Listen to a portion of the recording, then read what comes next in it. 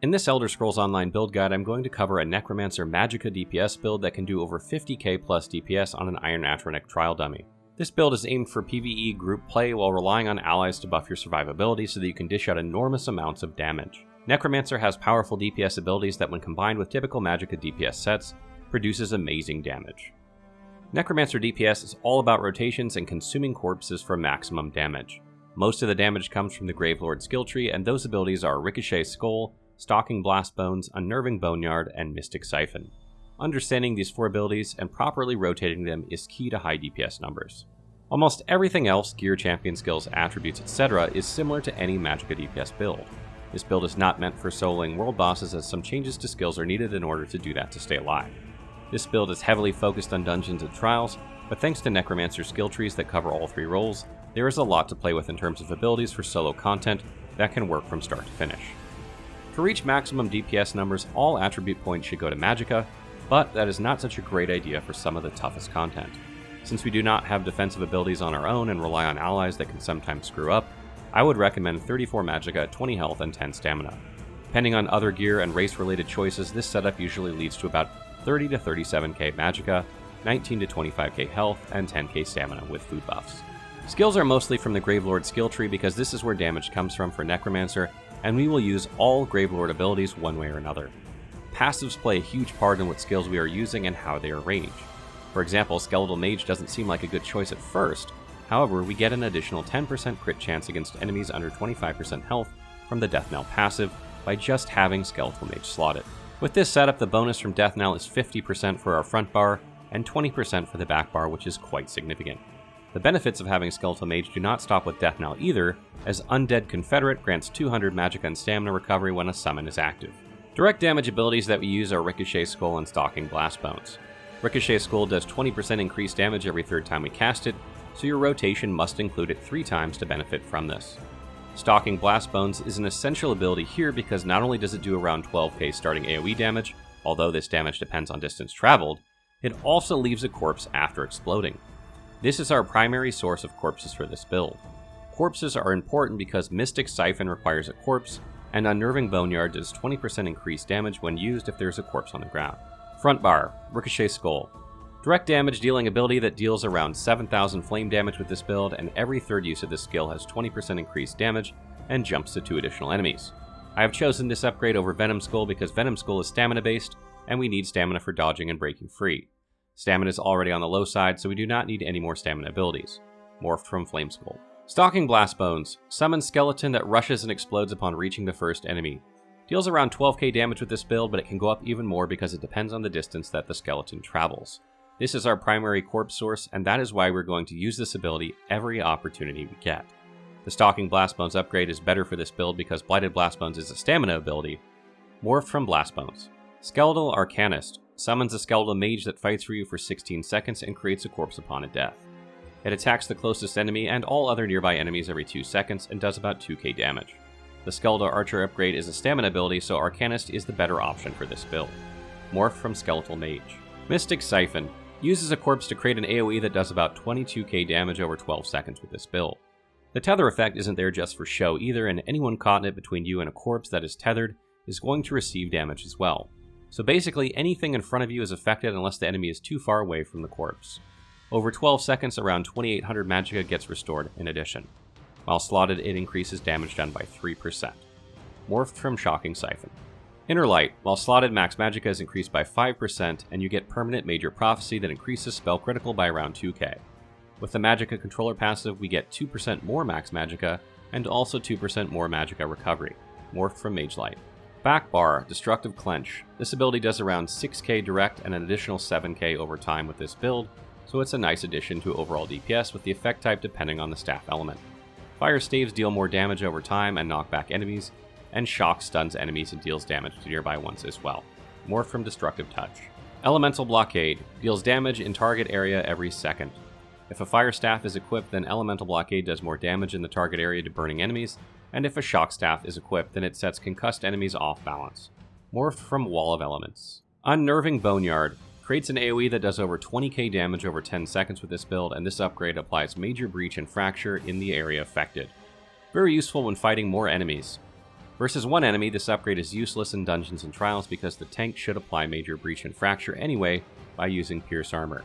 If there is a corpse available while activating this ability, then damage is increased by 20%. Allies standing in the graveyard can activate a synergy that does damage and heals you for the damage done, and that should increase your survivability a lot. Morph from Boneyard. Mystic Siphon, used on the back bar as well to increase damage done by 3%. Inner Light, slotted on the back bar as well to keep up the Major Prophecy buff, as well as give some max Magicka and Magicka recovery. Destructive Clench and Mystic Siphon on the back bar are optional abilities and can be exchanged for something else. If you want more defensive options, exchange them for something like Summoner Armor, Resistant Flesh, Harness Magicka, and Channeled Acceleration, or any of the other Necromancer abilities. Ultimate abilities, Frozen Colossus. A powerful ultimate that summons a Colossus that strikes an area 3 times, damaging enemies inside. It does frost or disease damage depending on the upgrade. Each smash applies major vulnerability that lasts for 3 seconds. Both upgrades are fine. Glacial Colossus stuns with the final hit, and Pestilent Colossus does more damage. Equip it on the front bar to get 10% more crit chance versus enemies with less than 25% health. Shooting Star. A good alternative to Colossus. It does significant damage, stuns and knocks back, and generates 9 ultimate for each enemy hit, so using it versus many enemies is preferable. More from Meteor. Necromancer Magicka DPS Rotation. The DPS rotation consists of using backbar abilities first that have longer cooldowns. So Unnerving Boneyard, then Elemental Blockade, then Destructive Clench is what we start with. Switching to front bar rotation goes like this. Stalking Blastbones, Skeletal Arcanist, Ricochet Skull, Mystic Siphon, Stalking Blastbones, and then 2 times Ricochet Skull. Now there should be 1 corpse available before switching to backbar again. That means Unnerving Boneyard will do 20% more damage.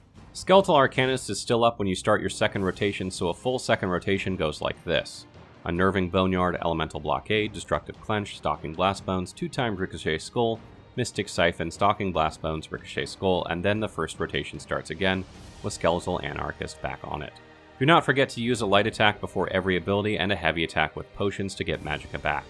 Note that sometimes it's hard to stick with this exact rotation because it takes time for Stalking Blastbones to reach its destination. In that case, go for Ricochet Skull instead or heavy attack to restore Magicka.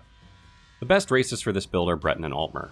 Breton grants 2000 max Magicka, 200 magic recovery, and 7% Magicka cost reduction, which is fantastic for this build due to it being Magicka hungry. Altmer has 2000 max Magicka, 258 spell damage, restores 640 Magicka or stamina, lowest of the 2, every 6 seconds when using class abilities, and reduces damage taken by 5% when using abilities with channel or cast times. Dunmer and Khajiit are other options. Dunmer has 1875 max Magicka and 258 spell damage, plus lots of fire resistances. Khajiit grants 825 increase to every resource, recovery bonuses for all resources, and increases critical damage and critical healing by 10%. There are plenty useful champion skills you can have, but points are limited. Percentages behind the decimal point are not accounted for when adding points to champion skills. For example, Elemental Defender at rank 60 reduces damage taken from elemental attacks by 12.57%, but your gain is actually 12%. Now that you know this, you can save points and put them elsewhere wherever gains would be more beneficial. Try to round up numbers to get the most out of these champion skills. The following is my recommended setup for a Necromancer Magicka DPS build. This is for an 810 champion point level. Earlier levels should distribute points equally across the board to make the Necromancer stronger in every aspect. It might seem plausible to put everything into the mage immediately, but that would be a mistake because survivability is low without damage reductions from the fighter. Sets that should be used with this build are typical Magicka DPS sets with the addition of some new Elsweyr sets. Before getting endgame gear, you should aim for Magnus's Gift combined with Law of Julianos or Mother's Sorrow. Magnus's Gift is good here because it grants 8% chance to negate the ability cost, which helps a lot in managing Magicka. An alternate option is the newly added set Crafty Elfique because it adds around 5700 max Magicka. Top sets for this build are Spell Strategist, Mantle of Sororia, and the newly added False God's Devotion, as well as Burning Spellweave. False God's Devotion reduces the cost of Magicka abilities by 8% on top of adding many Magicka DPS relevant boosts, making it one of the best, if not the best set for Magicka DPS builds in general. Fire and Shock staves yield similar results with this build. On your backbar, equip a Maelstrom Staff with the same element to add some more damage to light and heavy attacks when Elemental Blockade is active. Fire is already present in this build due to the Stalking Blastbones and Ricochet Skull doing flame damage. Your Monster Helm set depends on the element of the staff equipped. If Shock is your choice, then Alambris is the best set because it procs from flame and shock damage, and it adds 1096 max Magicka. Other than Alambris, Falcon, Scoria, and Zon are great choices for both lightning and fire setups. Just be careful with Zon because you will need to stand close to enemies and most likely in dungeons and trials, you won't be staying that close to bosses anyway. The following are some DPS numbers with Mother's Sorrow and False God's Devotion sets equipped against a 3 million health Khajiit skeleton dummy. Note that my rotations are a bit all over the place and that's why some of the results vary.